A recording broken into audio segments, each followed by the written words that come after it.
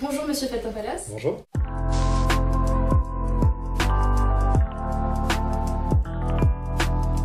Merci d'avoir accepté de recevoir Gavroche. Je vous en prie. Vous êtes rédacteur en chef à l'Express. Vous êtes aussi auteur de livres sur l'histoire du français, sur les accents régionaux. Et vous publiez une infolettre hebdomadaire sur les langues de France. Tout à fait. Et si vous êtes spécialiste des régions, c'est aussi en tant que fervent défenseur des langues régionales et minoritaires. Et donc vous êtes un peu comme un ambassadeur de tous ces défenseurs des langues régionales de France. Merci d'avoir accepté cet entretien. De Gavroche, le média de la gauche souveraine, qui est plutôt du côté des défenseurs de l'unité nationale. Et donc au cours de cet entretien, nous aurons l'occasion de questionner la place de la promotion des langues régionales et dans le prisme donc de l'unité nationale. Et tout d'abord, dites-nous d'où vous vient cette passion et cet engagement pour les langues régionales. Écoutez, il y a deux raisons, comme souvent une raison personnelle et une raison professionnelle. La raison personnelle, c'est que moi, j'ai toujours grandi en Île-de-France. Mon père était parisien, mais ma mère était béarnaise. Elle était plus que béarnaise, elle était béarnophone. C'était sa langue maternelle. Le béarnais, pour faire simple, on peut dire que c'est une variante de l'occitan, pour simplifier.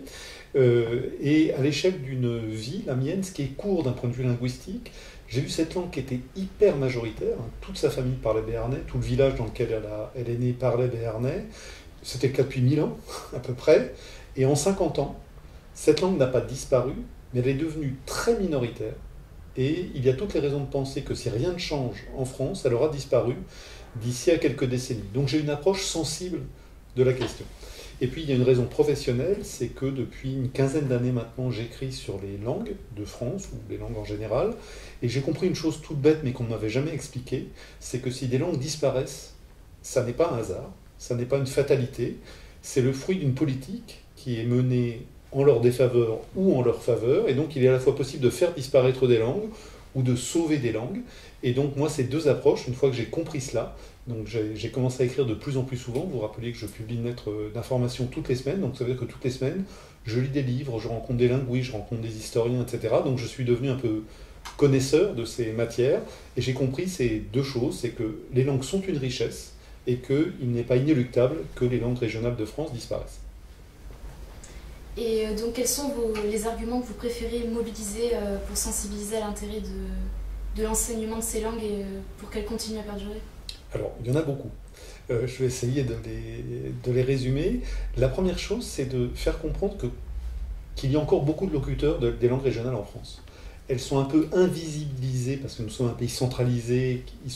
Donc les médias notamment sont à Paris, et à Paris il n'y a pas de langue régionale par définition. Et de ce fait, un certain nombre de collègues pensent que puisqu'on ne parle pas de langue régionale à Paris, on n'en parlerait nulle part. Ou alors quelques vieux dans des EHPAD ou des bergers perdus dans des vallées du Massif central. Ça n'est pas vrai. D'après les enquêtes dont on dispose, il y aura à peu près 10 millions de personnes en France aujourd'hui qui parlent une langue régionale de manière régulière. 10 millions de personnes.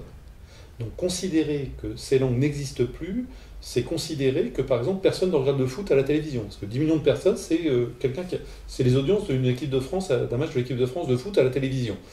Donc vous voyez dans quel registre on est. Personne ne dit qu'on ne s'intéresse pas au foot en France, mais on dit oh non, les langues régionales c'est fini. Non, ça n'est pas fini, premièrement. Deuxièmement, ça répond peut-être déjà à votre interrogation, c'est notre patrimoine national. Le breton, prenons cet exemple-là, c'est la seule langue celtique, d'origine celtique, que nous parlons en France. Le français est une langue d'origine latine, le breton est une langue d'origine celtique. C'est donc la seule langue qui nous rattache à notre passé gaulois. Les Gaulois parlaient une langue celte. Faire disparaître le breton, laisser mourir le breton, ça n'est pas simplement un problème pour la Bretagne, c'est un problème pour la France. C'est notre patrimoine national. Troisièmement, il y a plusieurs langues en France. La France est un pays fondamentalement multilingue. L'abbé Grégoire, célèbre révolutionnaire, explique dans un rapport en 1794 que 80% des Français ne parlent pas français. 80% des Français ne parlent pas français sous la Révolution. Ça veut dire que beaucoup de gens croient en France qu'on ne parle que français et qu'on a toujours parlé que français. C'est faux.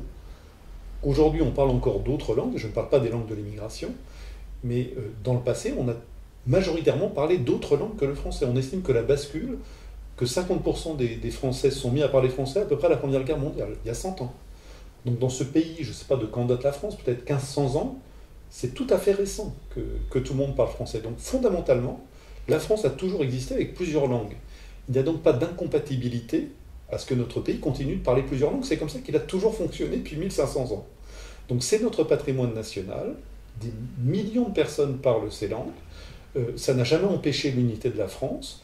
J'ajoute que c'est un droit de l'homme, de parler la langue de sa région, c'est un droit de l'homme.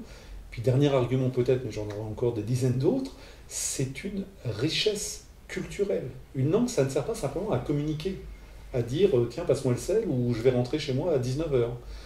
Une langue, c'est une vision du monde, c'est une banalité de le dire, et je vais vous montrer avec un exemple. Vous savez qu'en France, on a une très grande école de mathématiques. On a des petits problèmes au collège et au lycée avec notre niveau en maths, mais on a toujours produit de très grands mathématiciens. Et vous savez ce que disent les grands mathématiciens français? Ils publient en français, ces mathématiciens. Vous savez ce qu'ils disent? Ils disent ce n'est pas parce que l'école de mathématiques française est puissante qu'elle peut publier en français, c'est le contraire. C'est parce qu'elle publie en français qu'elle est puissante, parce que les circuits neuronaux activés par notre langue française ne sont pas les mêmes que les circuits neuronaux des chercheurs anglo-saxons. Et de ce fait, nous trouvons des choses que ne trouvent pas les chercheurs anglo-saxons. Il faut voir les langues un peu, si vous voulez, comme la biodiversité naturelle. Vous savez on trouve des médicaments parce qu'on a une biodiversité. Eh bien, par les langues, nous pensons différemment. Parler différemment, c'est penser différemment.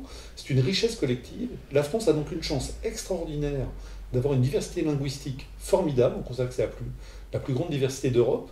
Et donc, c'est notre richesse collective. Et moi, je suis très profondément patriote. J'adore la France. J'adore la France, sa diversité. Et donc, je me bagarre pour garder notre diversité. Vous avez un peu anticipé une question qu'on avait sur une dimension d'écologie de l'humain, oui. Finalement avec la volonté de protéger ce plurilinguisme présent en France, et tant sur le plan local que national face à la mondialisation, et justement l'exemple que vous prenez sur les mathématiques est très intéressant à ce sujet. Mais est-ce que vous pensez que ces arguments-là sont suffisamment mobilisateurs aujourd'hui? Alors, moi j'ai une conviction fondamentale, c'est que je pense que l'être humain n'est pas méchant, fondamentalement. Voilà, il y a peut-être quelques pervers, parmi on est 7 ou 8 milliards, il va y avoir quelques tordus, c'est sûr, mais globalement, je pense que si on explique aux gens les choses, je connais peu de gens qui ont envie de faire du mal aux autres par nature. Voilà, je crois fondamentalement ça. C'est presque là des convictions philosophiques. Voilà, donc moi je pense que si on explique aux personnes que les langues sont des richesses, que c'est un droit de l'homme, que c'est fondamental pour un individu. Je vais vous ajouter un argument. Les médecins, aujourd'hui on a des travaux scientifiques qui montrent que la langue maternelle c'est un fondement de l'individu, aussi important que la forme du visage, que le nom de famille, que l'orientation sexuelle. C'est normal, puisqu'en fait c'est par la langue qu'un bébé exprime ses premières émotions, reçoit ses premières informations, découvre le monde qui l'entoure. Donc on se structure par notre langue maternelle. Imaginez que quand vous avez tout d'un coup 15 ans, 20 ans, on vous explique que votre langue n'est pas une langue, que c'est un patois, qu'elle est vulgaire, que c'est synonyme d'inculture, qu'il faut passer à une autre langue qui serait noble, ce qui veut dire que la vôtre est ignoble. C'est ça étymologiquement. Et bien tout d'un coup, vous êtes atteint profondément de votre identité. Et à travers votre langue, ce qu'on attaque, c'est donc votre identité profonde, mais c'est aussi vos parents, vos aïeux, votre région, votre culture. Comment voulez-vous vous construire normalement quand vous subissez ça? C'est ce qu'on a fait en France, malheureusement. Il y a des tas de choses formidables en France, puis de temps en temps, on a fait des bêtises. Là, c'est une bêtise profonde. Donc ça crée des maladies psychologiques chez les gens. Vous avez des tensions entre l'être profond que vous êtes qui vous rattache à votre langue ou à votre accent. C'est exactement la même chose. C'est pour ça que j'ai fait un livre pour défendre les accents régionaux. Et puis l'être social que vous avez dû devenir en adoptant une autre langue ou un autre accent. Et cette tension entre vos deux êtres, votre être profond, naturel, et celui que vous avez été obligé de devenir, ça vous... Alors, certains individus la gèrent bien, tout le monde n'est pas malade, mais d'autres, ça crée des tensions psychologiques qui peuvent même déboucher sur des maladies organiques, et notamment des cancers de la face. Le visage étant évidemment le siège de l'identité. Vous voyez ça? Ça devrait suffire à simplement être tolérant vis-à-vis des langues des autres. Et non seulement sur la langue des autres, mais ce sont les nôtres. Je rappelle, le breton, le basque, le corse, l'alsacien, ce sont nos langues, c'est notre patrimoine. Imaginez, nous avons en France de multiples cathédrales. Que penseriez-vous d'une politique, d'un ministre de la Culture qui dirait « Bon, écoutez, on a plein de cathédrales, ça va bien, on va en garder une, Notre-Dame de Paris, et puis les autres, on les détruit parce qu'elles ne sont pas à Paris. » Qui accepterait ça? Personne, je l'espère. Eh bien, pour les langues, c'est ce qu'on fait. On dit, on a le français, qui est en gros la langue de Paris, je simplifie, eh bien, on détruit les autres. On les laisse mourir, ou en tout cas, on ne fait rien pour qu'elles survivent. Pardonnez-moi, mais c'est absurde, et on détruit notre patrimoine. Donc il faut... Voilà. Les langues, ce sont des richesses. La diversité des langues, c'est une richesse collective. Et la standardisation, c'est la mort. La standardisation culturelle, on est là, le pays de l'exception culturelle. Moi, je suis très fondamentalement attaché à l'exception culturelle française. Mais si on défend l'exception culturelle pour la France face à l'anglais, à l'allemand, à l'espagnol, on ne peut pas défendre la standardisation culturelle en France. Il y a une contradiction fondamentale. Donc moi, je suis pour la diversité culturelle, mais partout. Et on entend bien, mais comme cette standardisation, elle a été opérée justement à l'époque de la Révolution, Oui. vous avez cité l'abbé Grégoire, est-ce qu'aujourd'hui, où ces langues régionales qui ont été de tradition orale, vu qu'on constate une hypermobilité entre les régions, enfin des jeunes, et qu'on peut voir aussi qu'il n'y a pas une transmission intergénérationnelle qui est faite de manière automatique, et que ça contribue à fragiliser la transmission des langues, finalement, ça peut être perçu comme quelque chose d'artificiel d'essayer d'apprendre les langues, mais pas de manière, pas pas dans les familles. Voilà, c'est oui, ça. Je comprends bien. Alors c'est un argument qui revient souvent, mais pardonnez-moi, il y a plusieurs erreurs, me semble-t-il, dans le raisonnement. Vous dites que ce sont des langues de tradition orale. C'est faux. Voilà. Il y a des écrits bretons depuis plus de 1000 ans. Au XIIe et XIIIe siècle, ce sont les troubadours qui écrivaient en langue d'oc qui dominaient l'Europe littéraire, y compris la cour du roi de France qui s'en est inspirée. Est-ce que vous savez par exemple pourquoi on dit amour en français? Pour ceux qui ont fait un tout petit peu de latin, même ceux qui n'en ont pas fait, c'est très simple. Les mots qui en latin se terminaient en or ont donné heure en français. Par exemple, dolor, ça a donné douleur. Flore, ça a donné fleur. Amor, ça aurait dû donner ameur. On dit amour. Pourquoi on dit amour? Parce que dans le sud de la France, la Languedoc, les mots en or ont donné our. Et donc amor, ça a donné amour. Et les troubadours au XIIe, XIIIe siècle étaient tellement dominants, c'était un peu le Hollywood de l'époque, si vous voulez, qu'ils ont influencé tout le monde. Et eux, ils chantaient l'amour, et donc la cour du roi de France, impressionnée par cette floraison artistique, a récupéré le mot amour. Vous voyez? Donc dire, je pourrais vous faire des choses comme ça sur le picard, sur le normand, etc., etc. Les langues de France sont quasiment toutes de tradition écrite, depuis au moins aussi longtemps que le français. C'est point 1. Le point 2, même les langues qui ne sont pas écrites méritent d'être respectées, d'être sauvées. Je rappelle qu'en l'an 600, en l'an 700, le français n'était pas écrit, alors que le latin et le grec étaient écrits depuis des siècles et des siècles. Fallait-il supprimer le français? Le français était-il incapable de devenir une langue littéraire? La suite a prouvé que non, et c'est vrai de toutes les langues. Donc, non, les langues de France ne sont pas des langues de tradition orale, et le seraient-elles, il faudrait quand même les sauver. Deuxièmement, vous avez dit qu'il n'y avait plus de transmission familiale et que donc c'était plus trop la peine de le faire. Enfin, c'est le raisonnement de certains que vous avez repris. Pourquoi n'y a-t-il plus de transmission familiale? Est-ce que les gens ont tout d'un coup décidé d'arrêter de transmettre la langue de leurs aïeux à leurs enfants dans un élan de solidarité nationale? Voilà. Ben non. Personne, spontanément, cesse de transmettre la langue de ses parents à ses enfants. Ça n'existe pas. Quand on fait cela, et il y a beaucoup de peuples qui l'ont fait à travers l'histoire, il y a des raisons très profondes. Si les Amérindiens ont arrêté de transmettre les langues amérindiennes à leurs enfants, c'est parce que les Espagnols et les Portugais sont arrivés par là et que ça ne s'est pas très très bien passé. D'accord? En France, qu'est-ce qu'on a fait? On n'a pas eu des méthodes aussi brutales, mais on a fait ceci. On a dit avec l'école de la Troisième République, la seule langue de l'école, c'est le français. À partir de là, la seule langue de la promotion sociale des diplômes, c'était le français. Mes grands-parents, mes arrière-grands-parents béarnais auraient été ravis que leur petit-fils puisse devenir journaliste en béarnais, en écrivant béarnais. Mais ce n'était pas possible. Moi, pour passer mes diplômes, il fallait que ça se passe en français. Mais c'est vrai de tout le monde. Les paysans bretons auraient bien voulu que leur enfant devienne médecin en parlant breton, instituteur en parlant breton, avocat en parlant breton, mais ce n'était pas possible. Donc à partir de là, vous aviez le choix entre continuer à parler breton ou béarnais ou corse, etc., et que vos enfants restent paysans, et paysans à la fin du XIXe siècle, ça veut dire vivre dans la misère, ou bien si vous vouliez qu'ils aient une chance d'accéder à la promotion sociale, il fallait passer au français. On a fait une deuxième chose qu'on ne raconte pas souvent. Dans les écoles, les enfants qui étaient surpris à parler la langue de leurs parents. Imaginez, vous êtes trop jeune, vous n'avez pas d'enfants encore. Imaginez, vous avez un enfant, vous lui parlez votre langue. Vous allez parler français.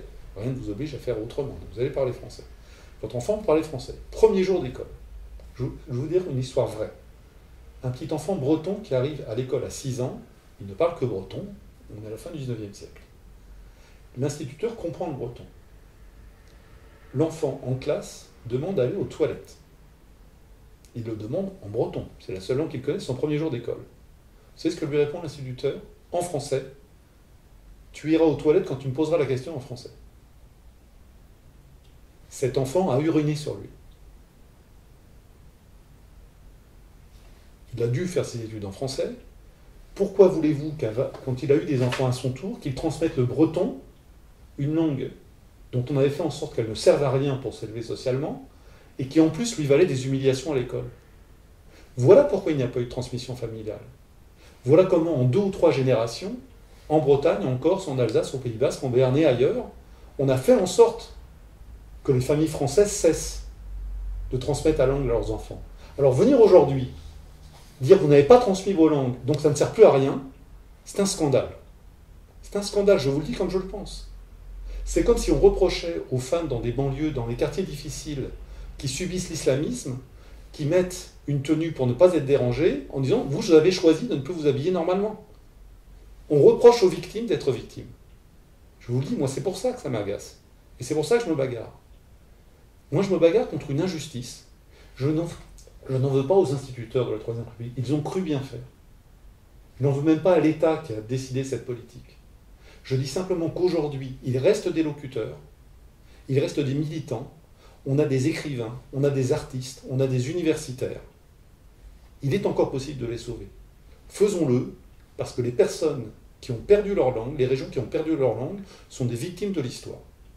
Et je trouve qu'il n'y a aucune raison qu'aujourd'hui où nous avons conscience de cela, où il y a des travaux qui ont documenté tout cela, on ne puisse pas changer notre politique. Vous avez fait des parallèles assez forts.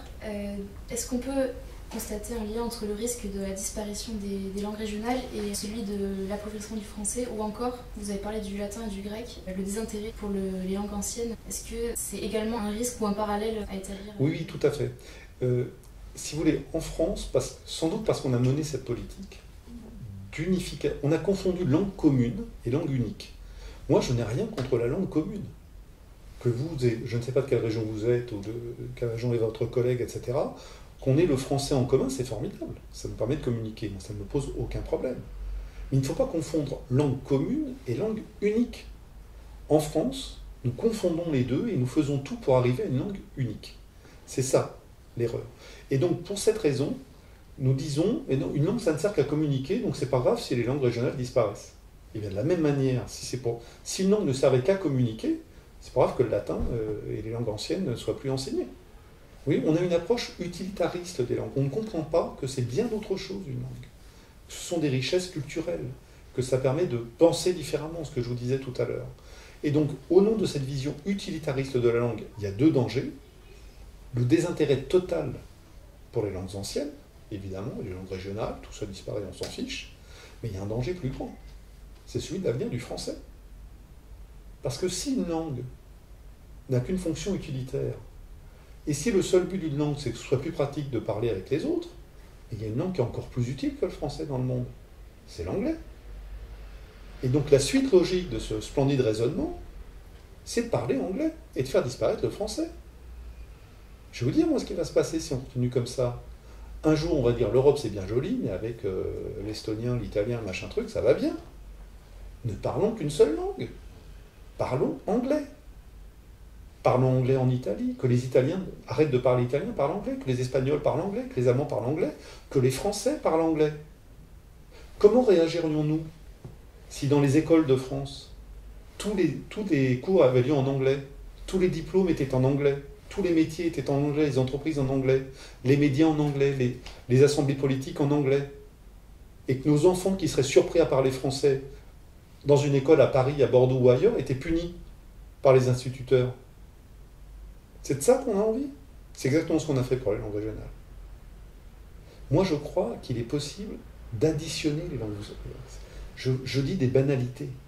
Il est possible de parler plusieurs langues. Ça n'est pas un problème.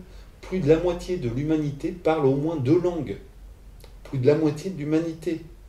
Notre cerveau est un instrument formidable qui fait qu'on peut apprendre plusieurs langues. Donc moi, je dis simplement une chose simple, il faudrait que chaque enfant de France apprenne 3 langues à l'école, mais dès la maternelle, c'est là que ça se passe, ou même en crèche. Le français, bien sûr, c'est notre langue commune. La langue de la région, chez moi en Béarn, le béarnais, comme ça se fait depuis 1000 ans, et puis une langue internationale. Et qui l'anglais, qui l'allemand, ça ne me pose aucun problème. Les langues s'additionnent. On peut additionner nos langues. Il faut que ce pays comprenne qu'on n'est pas obligé de choisir, d'en choisir qu'une. D'autant qu'à terme, regardez, hein, il y a des crèches qui s'ouvrent en anglais à Paris. Vous avez des familles qui prennent des babysitters anglaises pour leurs enfants. Vous avez des entreprises qui exigent qu'on parle anglais. Dans l'enseignement supérieur, il faut avoir un bon niveau d'anglais maintenant, de manière systématique. On est en train de mettre le doigt dans un engrenage qui peut nous mener à la disparition du français. On ne la verra pas, ni vous ni moi, hein, je vous rassure, ça prend des siècles, ce genre de choses. Mais si on avait dit à mes arrière-grands-parents qu'un jour plus personne ne parlerait béarnais dans le village, ils auraient éclaté de rire. On y est presque. Ça prend du temps, mais c'est possible. Si on prend conscience, et moi c'est pour ça que je suis optimiste, si on explique aux gens que les langues sont des richesses et qu'on peut les additionner, on peut faire les mêmes progrès que ceux qu'on est en train de faire un peu tardivement sur l'écologie. Il y a 50 ans, on faisait des autoroutes partout et on ridiculisait ceux qui se baladaient en vélo. On a fait quelques progrès depuis parce que les Français ont compris ça, on trie nos déchets, voilà, on n'est pas encore arrivé à ce qu'il faut faire, mais on progresse. On peut tout à fait progresser sur les langues aussi, il faut expliquer. Voilà. On ne le fait pas beaucoup en France, mais je suis optimiste, on va y arriver. Et si on s'aventure un peu du côté polémique et qu'on parlait de l'enseignement de l'arabe dès l'école élémentaire? Et moi, ce qui me frappe, si vous voulez, alors, pour moi, c'est hors sujet par rapport aux langues régionales, parce qu'il y a une grande différence. L'arabe n'est pas une langue de France. Mais l'anglais non plus. L'anglais non plus, bien sûr. Donc moi, je défends les langues qui appartiennent au territoire national. Si plus personne ne parlait arabe en France, l'arabe n'est pas menacé de disparition. Il est parlé dans des pays où on parle arabe. Si plus personne ne parle breton en France, le breton, c'est fini. Le breton n'existe qu'en France, le picard n'existe qu'en France, le béarnais n'existe qu'en France, etc., etc. Donc il faut défendre ces langues parce que c'est notre patrimoine national. Moi, je ne me sens pas investi du devoir de défendre l'arabe, le tchèque ou autre chose. Alors après, il y a une chose qui m'amuse, c'est qu'en fait, souvent, les jugements sur les langues sont liés au jugement sur les personnes. Quand on méprise une langue, c'est souvent qu'on méprise la personne qui la parle. Et j'observe qu'il y a beaucoup de réactions un peu épidermiques sur l'enseignement de l'arabe, et que, je vous disais tout à l'heure qu'il y a beaucoup d'écoles bilingues anglais-français à Paris, et que personne n'est choqué. Imaginons qu'on ouvre une école arabe-français à Paris, vous imaginez comme moi les réactions. Ça m'inquiète un peu parce que on n'est pas très loin d'une forme de racisme, hein, disons, pour des raisons qu'on connaît bien, notre histoire coloniale, l'immigration, etc. Beaucoup d'instituteurs en France, encore aujourd'hui, disent attention, je vois, vous avez une maman sénégalaise, dit attention, il faut pas parler Wolof à la maison, ça va empêcher vos enfants de réussir les études. Mais si vous avez un petit enfant dont le père est américain ou la maman allemande, là c'est formidable qu'il parle anglais ou allemand à la maison, ça va l'aider. Vous voyez ? Alors que le bilinguisme, on sait, là il y a des travaux très, très arrêtés dessus, le bilinguisme précoce chez les enfants, c'est un facteur de réussite scolaire. Parce que ça habitue les enfants à la complexité, ça active des circuits neuronaux différents, et c'est un facteur de réussite pour toutes les études. Que l'enfant parle anglais, allemand, arabe ou béarnais ou breton. Hein, c'est le bilinguisme en soi qui est un avantage. Donc on devrait encourager le bilinguisme quel qu'il soit, en réalité. Et je suis frappé de voir on a encore, je vous dis, beaucoup de familles qui parlent des langues régionales. On avait, il y a 100 ans, une majorité de familles qui parlaient une langue régionale. On avait un potentiel de bilinguisme formidable qu'on a tout fait pour détruire. C'est un peu idiot d'un point de vue même de pratique et d'économie comparative, si vous voulez. C'est un atout, le bilinguisme. Mais moi, je fais une différence. C'est le devoir de la France de sauver son patrimoine des langues régionales parce qu'elles sont parlées seulement ici. Voilà. L'arabe, non. Et si maintenant on passe de l'autre côté et qu'on pense à instrumentalisation des langues, peut-être qu'il y aurait des personnes qui auraient intérêt à ce que les langues reprennent de la vigueur. Par exemple, pourquoi pas au profit d'un microcapitalisme ou d'un marketing territorial. Oui, alors vous avez raison de dire que pour vendre du jambon de Bayonne, vous allez avoir un type qui va peut-être parler basque, ou béarnais, parce que je ne sais pas me lancer dans le truc, mais le jambon de Bayonne est exporté depuis Bayonne, mais il est fabriqué en Béarn, en Bigorre et ailleurs, enfin peu importe, ou pour vendre un fromage. Alors là, on va mettre en avant des langues régionales éventuellement. Mais le capitalisme fait feu de tout bois. C'est-à-dire que quand ça lui paraît, c'est vecteur d'authenticité, vous voyez, mais un peu de ruralité aussi. Donc un truc un peu les mains dans la terre et qui ne demande pas beaucoup de cerveau, là les langues régionales c'est bien. Mais en revanche, pour un parfum ou une voiture de luxe, là pas question. Vous voyez. Donc, en fait, derrière les langues, encore une fois, il y a des représentations. Et derrière les langues régionales en France, faute de culture, parce que ce que je vous dis sur la tradition orale des langues, etc., ça n'est jamais enseigné nulle part. Si je vous dis Paye de Garros, est-ce que vous avez entendu parler de Paye de Garros, qui était un des plus grands poètes de la Renaissance, qui écrivait en gascon? Bah non, voilà. On parle de Michael de Swan, qui est étudié dans les écoles aux Pays-Bas, en Belgique, en Flandre belge, qui était un auteur de Dunkerque, donc de France, qui écrivait en flamand. Est-ce que vous en avez entendu parler dans vos études? Pourtant, vous faites de hautes études? Non, etc. Donc vous voyez, on a entretenu l'idée que les langues régionales, c'était bon juste pour parler aux chèvres, en gros. Or non, toutes les langues peuvent tout dire, en réalité. Mais je ne crois pas que ce soit inhérent aux langues. Le capitalisme peut utiliser de manière marginale les langues régionales, mais vous reconnaîtrez de vous à moi qu'il y a beaucoup plus de publicité en anglais qu'en occitan ou en basque, hein, à mon avis, dans les rues de Paris. Mais même dans la promotion patrimoniale, aujourd'hui les langues régionales, les traditions, ça s'apparente plus à un folklore qu'à quelque chose qui est vraiment une identité vécue. Mais récemment, on peut penser à l'application GPS Waze qui a pris des accents régionaux, ou même aux arrêts de métro toulousains ou au tramway montpelliérain qui annoncent en langue régionale et on se dit tiens, ça sonne, c'est notre langue, mais on n'y prête pas plus attention. Alors moi, je ferai une différence entre les deux. Sur l'application Waze, qui, lorsqu'elle prend des accents de Toulouse ou de Marseille, ridiculise. Les gens utilisent des expressions ridicules, les gens parlent mal, etc. Là, c'est terrible, parce que ça vient renforcer des clichés. Je suis plus positif, moi, sur le métro, parce que tout d'un coup, ça associe les langues régionales à la modernité. Or, en France, on a beaucoup de mal à penser que ces langues régionales puissent être associées à la modernité. Beaucoup de gens disent, ben non, elles sont condamnées parce que c'était bien pour le monde rural, mais ça ne marche pas en ville. Hein, puis, vous disiez tout à l'heure, les gens sont mobiles, donc c'est normal que les langues disparaissent. C'est faux. La preuve, vous prenez le breton et le gallois au Pays de Galles. Il y a 30 ans, vous aviez 500 000 locuteurs du breton, 500 000 locuteurs du gallois.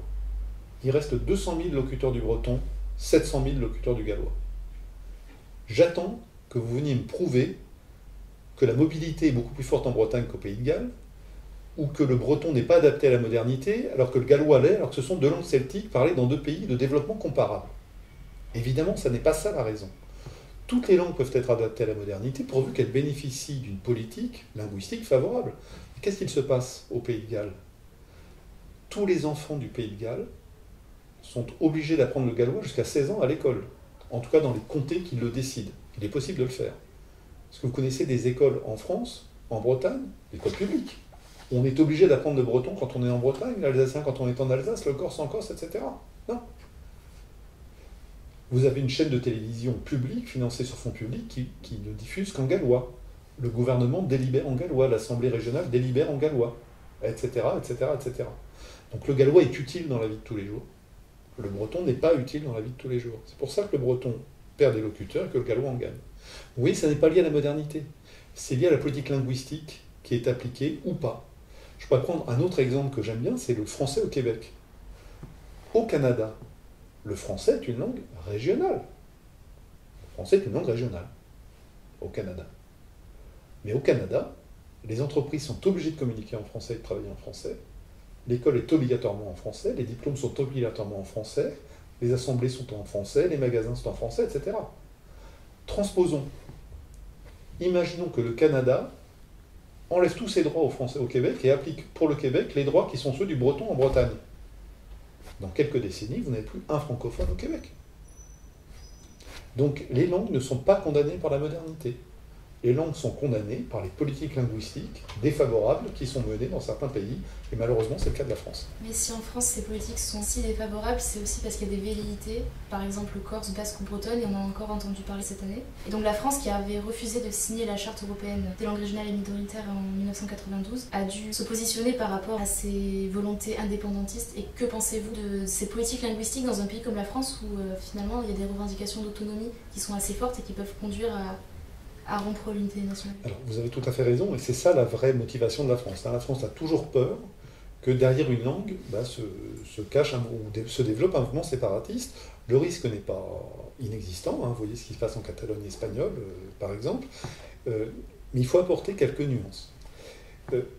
Oui, une langue ne sert pas simplement à communiquer, ce que je vous disais. Une langue, elle permet aussi à un groupe de se définir comme un groupe. Et ce groupe, de manière spontané, il a envie de défendre sa culture. D'accord? Et donc si ce groupe a le sentiment qu'il ne peut pas défendre sa culture dans l'État auquel il appartient, bah, il peut avoir tendance à dire, bah, du coup, je sors de cet État. Et je développe un mouvement séparatiste. C'est en gros ce qui se passe en Corse. Mais, ça n'est pas inéluctable. Je rappelle que depuis 1500 ans, ce pays existe avec des gens qui ne parlaient pas français. C'est la nature de la France. La France est un pays profondément multilingue. La France a prouvé dans toute son histoire qu'il était possible d'appartenir à un pays sans parler le français. Souvenez-vous des poilus. Combien de poilus sont morts dans les tranchées en ne parlant pas français ou en parlant très mal français? Mes Bretons, mes Catalans, mes Corses. Combien de Corses sont morts pour la France? Il faut comprendre que les appartenances s'additionnent. Moi, à titre personnel, je me sens profondément béarnais, mais je me sens aussi gascon, mais je me sens français, mais je me sens européen, et je me sens citoyen du monde. Pourquoi voudrait-on qu'une seule de mes appartenances géographiques écrase les autres? Moi, je vous dis, profondément fier d'être français. J'adore ce pays. Si vous voyez devant un match de rugby, je suis en transe quand c'est l'équipe de France. Voilà. Mais je suis aussi béarnais. Et si vous connaissiez le Béarn, je suis même d'une petite vallée, etc. Il n'y a aucun problème. Nos identités peuvent s'additionner. C'est si vrai que d'autres pays prouvent... Je crois même que c'est l'inverse, si vous voulez. C'est-à-dire que si une personne se sent respectée dans son identité, elle n'a pas de raison de vouloir quitter le pays. Prenez la Suisse. Je citais le Québec tout à l'heure, mais prenons la Suisse, juste à côté de chez nous. À Genève, vous pouvez faire toute votre vos études, votre carrière, votre vie en français. Mais à Bâle, pardon, je vais venir. À Bâle, vous faites tout ça en allemand. À Lugano, tout ça en italien. Est-ce qu'il y a un mouvement séparatiste en Suisse? À ma connaissance, non. Sinon, j'ai raté l'actualité récente. Imaginez maintenant, demain, que le pouvoir fédéral suisse décide qu'à Genève, le français c'est fini et que tout est en allemand. Les écoles, les entreprises, les administrations, les commerces, les médias. Mais je vous fiche mon ticket que vous allez avoir un mouvement indépendantiste à Genève. Parce que les gens vont plus se sentir respectés. Transposons encore. Nous sommes dans l'Union européenne. Est-ce qu'il y a une langue unique dans l'Union européenne? Non. En France, on parle français, en allemand, en Allemagne, l'allemand, en Italie. Imaginez que demain, l'Allemagne dise, dites-on les cocos, là vous êtes bien gentils, mais c'est quand même nous la plus grande puissance économique, donc maintenant tout le monde va parler allemand. Imaginez que demain dans les écoles, ce soit l'allemand. Que les programmes d'histoire, on ne vous apprenne plus Napoléon et Louis XIV, mais Bismarck. Qu'on n'étudie plus Victor Hugo et Balzac, mais Goethe et Schiller. Qu'à l'Assemblée nationale, il faille parler allemand. Que dans les entreprises, ce soit allemand. Et moi, je vous fiche un ticket, la France sort de l'Union européenne, le lendemain matin. Pourquoi? Parce qu'on ne se sentira plus respecté dans notre identité. Bien, moi, je pense qu'en France, c'est pareil. Si vous expliquez, alors vous allez trouver une poignée d'indépendantistes, partout. Mais si vous respectez les gens, au Pays Basque, en Corse, en Bretagne, en Béarn, en Alsace et ailleurs, les gens seront très heureux d'être français, il n'y a aucun problème. Vous avez une poignée de gens qui voudront sortir dans tous les cas, mais la plupart des gens, s'ils se sentent respectés, ils resteront français. Il n'y a aucun problème. Et si vous dites aux gens, si tu veux rester français, il faut que tu arrêtes, il faut que tu abandonnes ton identité et ta culture, et celle de tes parents et celle de ta région, bah, vous avez certaines personnes qui disent, bah, moi dans ce cas-là, non. C'est ça qui s'est passé en Espagne. En Catalogne, les indépendantistes, ils étaient à 10%. Les autonomistes étaient à 40%. Et vous aviez des Espagnols, je crois qu'on faut dire, qui faisaient la moitié.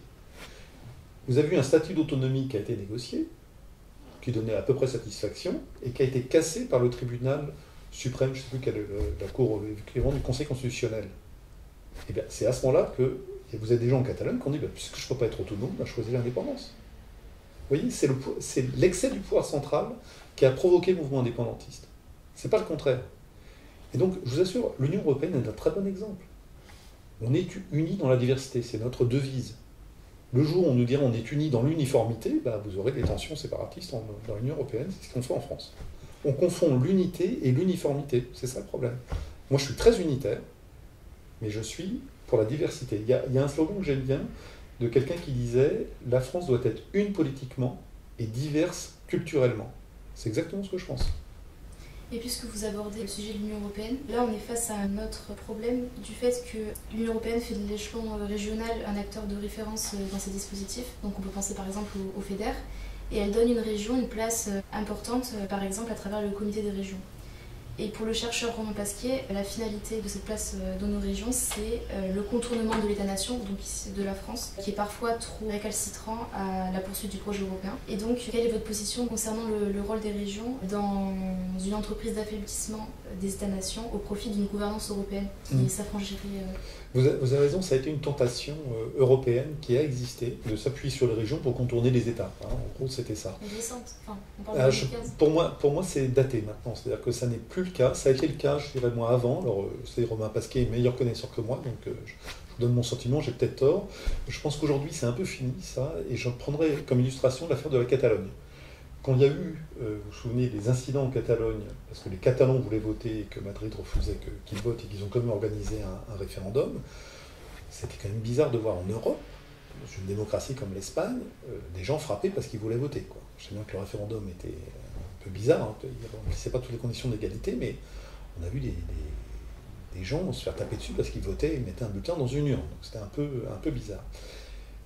Donc voilà une région, d'accord, quelle était la position de Bruxelles? Soutien à Madrid, soutien au gouvernement espagnol. Pourquoi? Parce que l'Europe, c'est quoi? C'est un rassemblement d'États-nations. Et que chaque État avait peur que les Catalans donnent des idées aux autres. Et donc, tous les États ont été solidaires de Madrid, et l'Union européenne, elle n'est que l'addition des politiques étatiques. Donc, on aurait dû, si l'analyse était bonne, là, on avait une région qui était attaquée par un État central. Si l'Europe, c'était l'union des régions contre les États, il aurait fallu que Bruxelles soutienne les Catalans à fond. Là, c'était l'occasion. C'était le contraire. Parce que l'Union européenne n'est que l'addition des États-nations. Donc moi, je suis assez sceptique là-dessus. Il y a une tentation, j'en suis certain. Et du côté des régionalistes, ils avaient beaucoup misé sur l'Europe aussi. Et aujourd'hui, ça ne marche pas très bien. Enfin, dernière question qu'on pourrait aborder. En 2002, l'écrivaine Danielle Salnave disait « Le réveil des identités culturelles en France serait une menace de plus pour les solidarités ».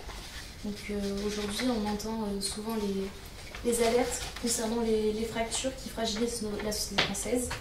Et est-ce que vous ne pensez pas que des politiques volontaristes de protection et de promotion des langues régionales une nouvelle atteinte à l'unité nationale en ce sens? Alors, pas du tout. Alors, je crois d'ailleurs que Danielle Salnave a changé d'avis récemment sur ces questions, mais c'est un argument qui revient souvent. Pas du tout, parce que, en fait, le sentiment de solidarité, il est très fort au niveau local. Quand vous avez, je crois, une inondation, tout le monde se serre les coudes. Quand vous avez une inondation au Pakistan, les Français se mobilisent moins, et c'est normal, c'est plus loin. Donc plus c'est proche, plus vous vous sentez solidaire. Donc je trouve que cet argument consistant à dire que la solidarité ne peut s'exercer qu'au niveau national, il est faux. Moi je me sens touché, je suis Béarnais, j'habite à Paris. S'il se passe quelque chose en Béarn chez moi, je me sens très touché.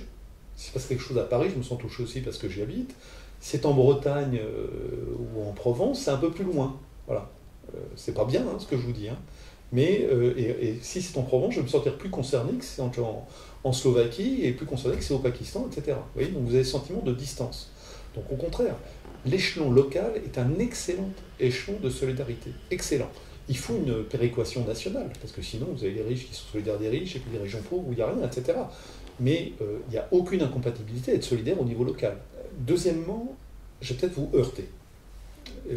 J'en suis désolé, mais j'aimerais vous faire réfléchir à ça. On dit souvent, ah non, si ça menace l'unité nationale, il ne faut pas. Donc détruisons les langues régionales au cas où il y aurait quand même un petit risque de séparatisme. Est-ce que l'unité nationale doit être le critère absolu, suprême? Est-ce que éthiquement, c'est la valeur qui doit dépasser toutes les autres? Moi, j'en suis pas sûr. Sinon, il faut encourager les Chinois qui sont en train d'imposer le mandarin au Tibet et de détruire la culture tibétaine, au nom de l'unité nationale. Il faut soutenir Poutine, qui est en train d'essayer d'imposer le russe aux Ukrainiens dans les régions qu'il contrôle, au nom de sa vision de l'unité nationale. Vous voyez, moi je suis très profondément français, je vous l'ai dit à plusieurs reprises, j'adore la France et je suis pour l'unité nationale, je ne suis absolument pas séparatisme, alors pas du tout, du tout. Et je dis simplement que ce qui me plaît en France, c'est qu'on est le pays, on se revendique le pays des droits de l'homme. Et je rappelle, ou plutôt j'informe, parce que la plupart des gens ne le savent pas en France, parce qu'on ne leur dit pas, que le droit des minorités à parler leur langue est un droit de l'homme. C'est un droit de l'homme. D'accord? Et moi, j'aime la France quand elle respecte les droits de l'homme. Donc moi je défends la France en défendant les langues régionales, qui est un droit de l'homme. Vous comprenez ça? Et l'unité nationale n'est pas le critère absolu. Vous regarderez, vous vérifierez, je ne suis pas sûr de mes chiffres, mais je crois qu'il y avait à peu près 15 États avant 1914 en Europe. À peu près. On doit être à peu près 50 aujourd'hui. Donc ça veut dire que l'unité nationale a explosé dans plein de cas. L'Empire d'Autriche-Hongrie, l'Empire ottoman, l'URSS. L'URSS a explosé. Est-ce que c'est un drame? Allez demander aux pays baltes. Staline voulait russifier les pays baltes au nom de l'unité nationale. Moi, dans ce cas-là, je dis, mais je suis contre l'unité nationale de l'URSS et je suis pour le droit des Baltes à parler leur langue. Vous voyez ce que je veux dire? Et je pense la même chose pour la France, mais moi je crois profondément qu'on peut faire les deux. On peut faire en sorte que les Bretons parlent breton, les Béarnais parlent béarnais et français, Bretons et français, Béarnais et français, Corse et français. On est dans l'unité nationale et on respecte les droits des gens. Et c'est pas un problème. Il faut qu'on se détende. Il faut qu'on se détende. Vous voyez là-dessus? Voilà, c'est ça que j'aimerais dire aux gens. Et on peut être encore plus le pays des droits de l'homme. Vous voyez, encore plus fier d'être français. Moi, c'est pour ça que je refuse ce... Et puis je vous assure que le mouvement indépendantiste picard, béarnais, vous connaissez des indépendantistes béarnais, vous? Non, mais moi, je peux vous présenter des milliers de personnes qui veulent continuer à parler béarnais. C'est pas un problème. On peut être deux choses à la fois. On peut être béarnais et français, on peut être corse et français, on peut être breton et français, on peut être picard et français, c'est pas un problème. Non seulement c'est pas un problème, mais c'est une richesse. Eh bien, merci beaucoup, Monsieur Feltin-Palace, de nous avoir accordé cet entretien. Merci à vous d'être venu. Et n'oubliez pas, soyez Gavroche. Soyez Gavroche, j'essaierai de l'être dans l'avenir.